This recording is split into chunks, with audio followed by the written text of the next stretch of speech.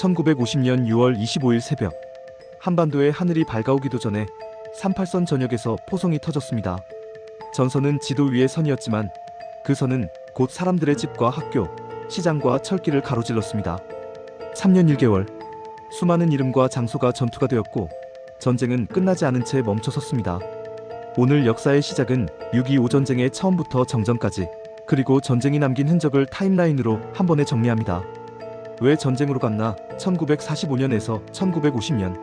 1945년 해방 이후 한반도는 미소군정 아래 남과 북으로 나뉩니다.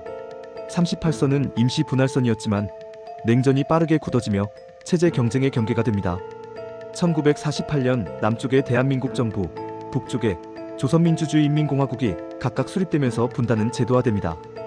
통일을 둘러싼 정치적 갈등, 국경지대의 충돌, 그리고 주변 강대국의 이해관계가 겹치며 전쟁 가능성은 점점 현실이 되어갑니다. 한 나라의 통일은 두 체제의 승부라는 프레임으로 바뀌어버립니다.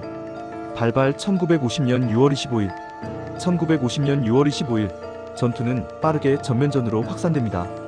일반적으로는 북한군의 남침으로 전쟁이 시작된 것으로 널리 알려져 있습니다. 초기 전황은 속도전이었습니다. 서울은 전쟁의 중심이 되고 정부와 시민은 남쪽으로 내려갑니다. 도로는 피난민으로 가득 차고 통신과 행정은 혼란에 빠집니다.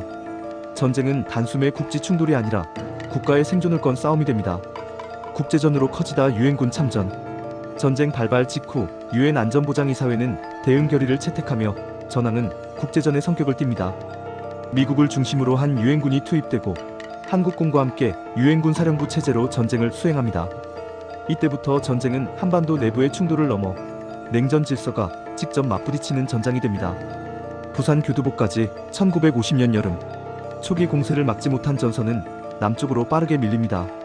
대전 등 주요 거점이 전투에 휩싸이고 결국 낙동강을 기준으로 방어선이 형성됩니다.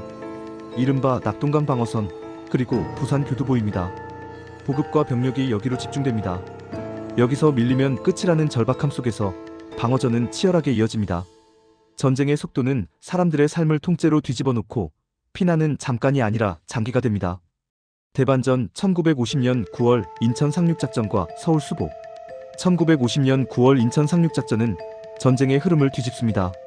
조수간만의 차가 큰 인천은 위험 요소도 컸지만 성공할 경우 적의 보급선을 흔들 수 있는 지점이었습니다. 상륙 이후 전선은 급격히 요동치고 서울을 둘러싼 격전이 벌어집니다. 전쟁은 남으로 밀리던 단계에서 북으로 되돌리는 단계로 전환됩니다. 많은 이들이 이 시기를 전쟁의 첫 번째 대반전으로 기억합니다. 북진, 그리고 또 다른 반전 중국군 개입. 전선이 38선을 넘어 북쪽으로 올라가면서 전쟁의 목표도 흔들립니다. 평양이 점령되고 압록강 방향으로의 진격이 이어집니다. 그러나 이는 중국의 안보 우려를 자극합니다. 결국 중국군인민지원군이 대규모로 개입하면서 전황은 다시 뒤집힙니다. 호칸소 후퇴와 격전, 흥남 철수 같은 장면은 전쟁의 격렬함과 민간인의 불안을 상징하는 사건으로 남습니다. 전선은 다시 남하하고 서울은 또다시 전장의 한가운데로 들어갑니다. 지도 위의 선으로 돌아오다 1951년에서 1953년 교착. 1951년 무렵 전선은 38선 부근에서 고착되는 흐름을 보입니다. 전쟁은 큰 도시의 점령보다 고지 하나를 두고 싸우는 소모전 양상으로 바뀝니다. 하늘에서는 공중전이 격화되고 지상에서는 산악지형을 둘러싼 공방이 이어집니다. 동시에 정전 협상도 시작됩니다. 협상의 핵심 쟁점은 포로 송환 문제였습니다. 원하는 곳으로 돌아갈 권리를 둘러싼 갈등은 전쟁이 군사력뿐 아니라 체제와 선택, 선전과 심리전까지 포함한 총력전이었음을 보여줍니다. 이 시기 전쟁은 승리보다 지속이 더 무서운 단어가 됩니다. 정치의 전쟁 지휘 간 갈등과 외교. 전쟁은 전선 밖에서도 움직였습니다. 미국 내에서는 전쟁 확대, 특히 핵무기 사용 가능성까지 거론되는 가운데 논쟁이 이어졌고 최고 지휘관의 교체 같은 굵직한 사건도 발생합니다. 1953년 들어 국제 정세가 변하며 정전 논의는 속도를 냅니다. 스탈린 사망 이후의 변화, 그리고 미국의 정권 교체와 전쟁. 피로감은 전쟁을 끝내야 한다는 압력을 키웁니다. 정전 1953년 7월 27일 1953.07 27 정전협정이 체결됩니다. 그러나 이것은 평화조약이 아니라 정전입니다. 총성은 멈췄지만 법적으로 전쟁이 완전히 종결된 것은 아닙니다. 그 결과 군사분 개선과 비무장지대 DMZ가 만들어지고 한반도는 전쟁을 멈춘 채 사는 공간이 됩니다. 전쟁의 마지막 장면은 승전의 환호가 아니라 철책과 감시초소, 그리고 언젠가의 평화를 기다리는 시간입니다. 전쟁이 남긴 것사람, 사회, 국제질서, 무엇보다 사람들의 삶이 바뀌었습니다. 막대한 인명피해와 난민, 가족의 이산이 발생했고 도시와 산업 기반은 크게 파괴되었습니다.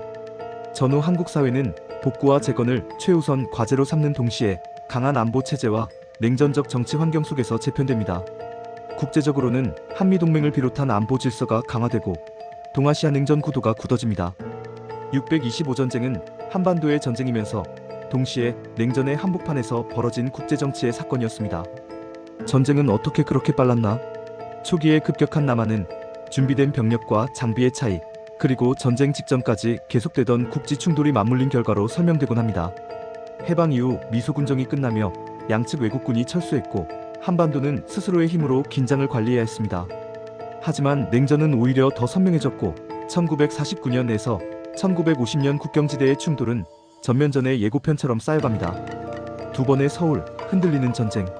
인천 상륙 이후 서울이 수복되었지만 중국군 개입으로 1951년 1월 서울은 다시 점령당합니다.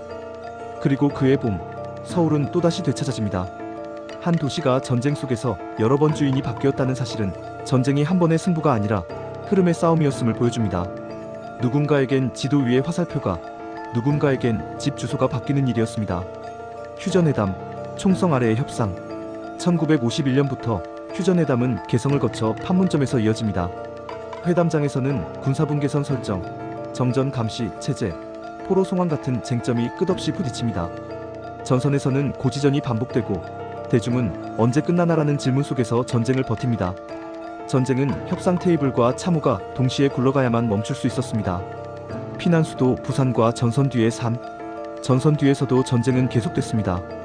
부산은 피난민과 행정, 군수와 언론이 몰려든 임시 수도가 되었고 학교는 교실을 나눴으며 수업을 이어갑니다. 가족을 잃은 아이들, 집을 잃은 이웃, 낯선 도시에서 생계를 꾸려야 했던 사람들. 625전쟁의 모든 것은 전투만이 아니라 이런 일상의 버팀까지 포함합니다. 6.25 전쟁을 타임라인으로 따라가면 전쟁은 총과 포만으로 설명되지 않는다는 사실이 보입니다. 분단과 냉전, 강대국의 이해관계, 그리고 그 사이에서 버텨낸 사람들의 시간. 1953년 7월 27일 이후 우리는 평화를 살고 있는 걸까요? 아니면 전쟁을 관리하고 있는 걸까요? 여러분은 이 전쟁이 오늘 우리에게 남긴 가장 큰 질문이 무엇이라고 생각하시나요? 지금까지 역사의 시작이었습니다.